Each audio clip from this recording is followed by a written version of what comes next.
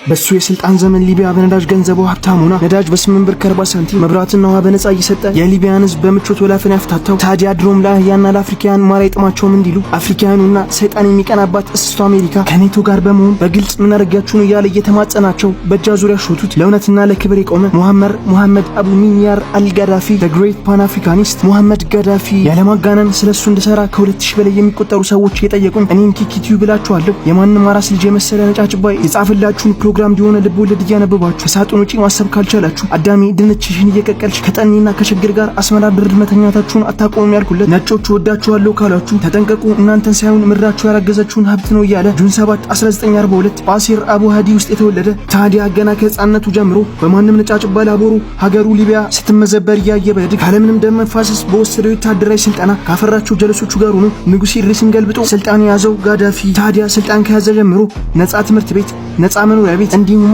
እግሮች ይዝለዋል። ጸደይ መኩ መግዛት አለብኝ ይላል። 50%ን ወጪ ሸፍኖ ለአዲስ ተጋቢ ሙሽሮች ደግሞ አስቡት በዛን ጊዜ የአሁኑን 6 ሚሊዮን 100 ሺህ ብር ወይም 50 ሺህ ዶላር እየሰጠ አፍሪካ ለአፍሪካውያን እንጂ ለሌላ አትገባም ብሎ በሄደበት ሁሉ ለአፍሪካውያን መብት የቆመው ሙሐመድ ጋዳፊ። ታዲያ የዚህ ቆራጥ ሰው እንቅስቃሴ ያስፈራቸው ምዕራባውያኑና እስስቷ አሜሪካ ጀለስን ስትፈልግ የመጪ አምባገነን ስትፈልግ ደግሞ አሸባሪ ብላ በእጃዙር ኦክቶበር 22 2011 ከዛሬ 14 ዓመታት በፊት በ69 ዓመቱ ያስገደለችው። ታዲያ እኔም ኪኪቲው ብላችኋለሁ። in this fucking world የምታዩት ሁሉ እውነታን ሳይሆን እንድታስቡ የሚፈለገውን ነው። አለበለዚያ ግን ወይ መንጋውን እያለ እንደሚከተል በግ ወይ ደግሞ መረሻ እንደሌለው የቁም ሬሳ ዞምቢ ትሆናላችሁ ያልኩለት ኮሎኔል ሙሐመድ ጋዳፊ ሙሐመድ አቡ ሚንያር አልጋዳፊ።